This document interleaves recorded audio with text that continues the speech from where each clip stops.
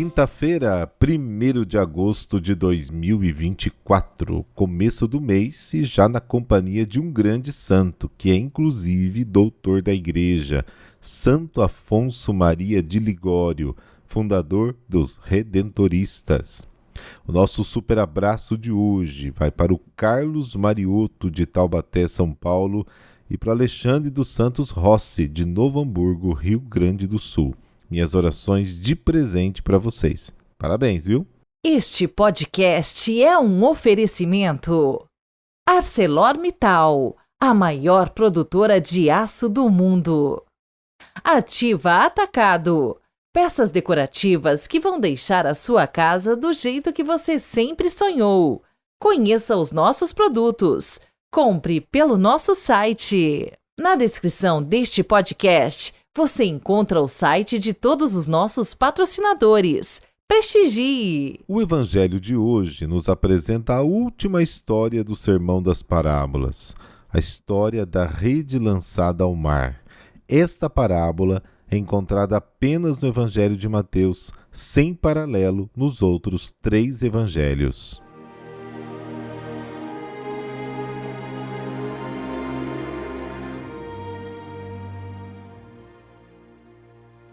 Mateus, capítulo 13, versículos de 47 a 53. Naquele tempo disse Jesus à multidão: O reino dos céus é ainda como uma rede lançada ao mar e que apanha peixes de todo tipo. Quando está cheia, os pescadores puxam a rede para a praia, sentam-se e recolhem os peixes bons em cestos e jogam fora os que não prestam. Assim acontecerá no fim dos tempos. Os anjos virão para separar os homens maus dos que são justos, e lançarão os maus na fornalha de fogo, e aí haverá choro e ranger de dentes. Compreendestes tudo isso? Eles responderam, sim. Então Jesus acrescentou, assim, pois, todo mestre da lei que se torna discípulo no reino dos céus é como um pai de família, que tira do seu tesouro coisas novas e velhas. Quando Jesus terminou de contar estas parábolas, partiu dali. Palavra da salvação, glória a vós, Senhor.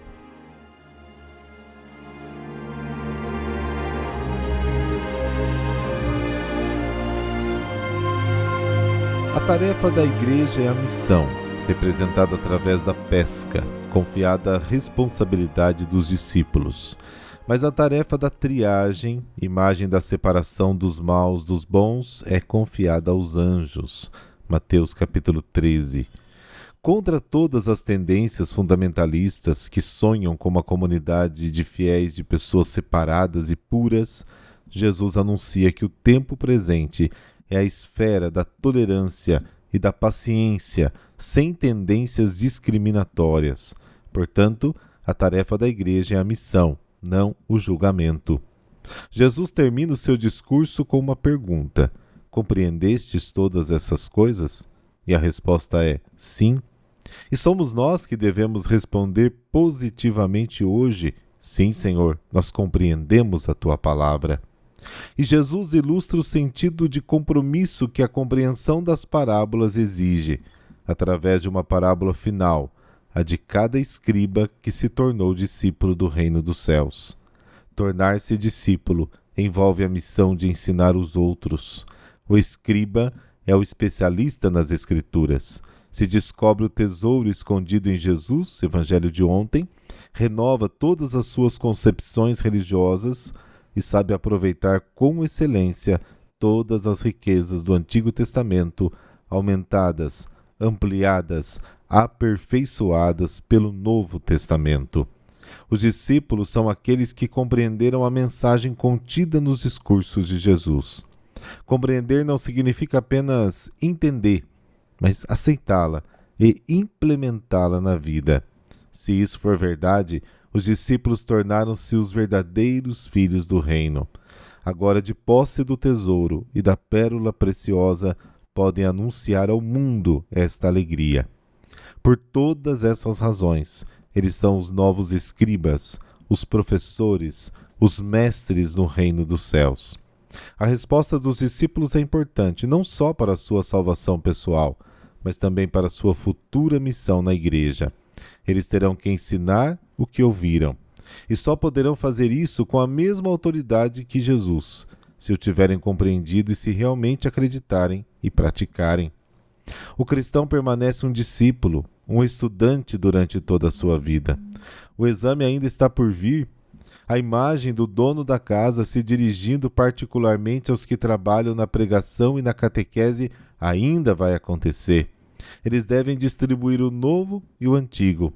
A tarefa exige esforço e não pode ser encarada levianamente.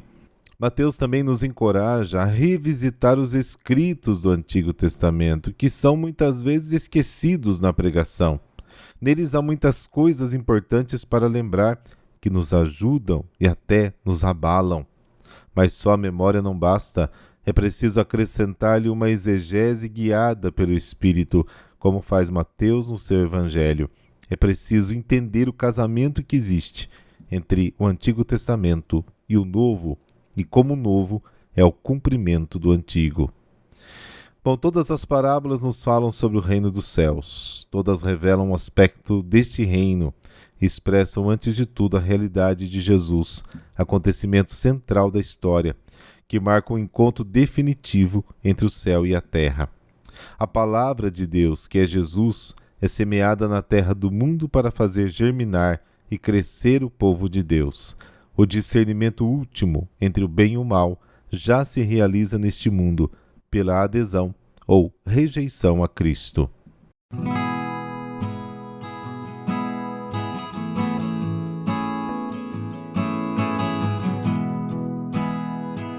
Afonso Maria de Ligório, fundador da Congregação do Santíssimo Redentor. Afonso de Ligório nasceu no dia 27 de setembro de 1696 em Nápoles, na Itália. Era filho de pais cristãos, ricos e nobres, que lhe deram todas as condições de estudo acadêmicos como também religiosos. Com 16 anos, se doutorou em Direito Civil e Eclesiástico, atendendo aos ricos e pobres com a mesma igualdade. Entretanto, após anos de profissão, perdeu uma causa de grande repercussão social por exclusiva interferência política. Esta situação lhe deu uma forte desilusão moral e decidiu então abandonar tudo e seguir a vida religiosa. A princípio o pai não concordou, mas quando viu Afonso renunciar à herança e aos títulos da nobreza, aceitou a sua decisão. Concluiu os estudos de teologia e foi ordenado sacerdote aos 30 anos, em 1726, dedicando seu sacerdócio aos mais pobres. Em 1730, decidiu deixar Nápoles para se retirar no eremitério beneditino da Vila dos Escravos, perto de Caserta. Ali fundou a Congregação do Santíssimo Redentor, destinada exclusivamente à pregação aos pobres, às regiões de população abandonada, sob a forma de missões e retiros. Essa experiência teve um sucesso imediato em Nápoles, a ponto de atingir cerca de 30 mil inscritos para serem educados. Ele mesmo viajou por quase todo o sul da Itália, pregando a palavra de Deus e a devoção a Maria. Em 1762, com 66 anos, Afonso Maria foi nomeado bispo de Santa Águeda dos Godos, em Benevento. Após 15 anos, renunciou ao cargo por problemas de saúde. Faleceu com 91 anos, em 1787, em Nocera dei Pagani, Itália. Deixou um acervo de 120 livros e tratados. Entre os mais célebres estão a Teologia Moral, Glórias de Maria, Visitas ao Santíssimo Sacramento, além do Tratado sobre a Oração. Santo Afonso Maria de Ligório foi canonizado em 1839 e proclamado doutor da Igreja por Pio IX em 1871. Em 1950, Pio XII o proclamou padroeiro celestial de todos os confessores e moralistas. Oremos. Ó Santo Mestre e Doutor da Igreja, concedei-nos a devoção e amor pleno a Deus, capaz de nos fazer abandonar tudo para servi-lo. Amém. Abençoe-vos o Deus Todo-Poderoso, Pai, Filho e Espírito Santo. Amém. Um excelente mês para você e um dia maravilhoso na graça de Deus. Nos vemos amanhã para a Enciclopédia Bíblica. Até lá!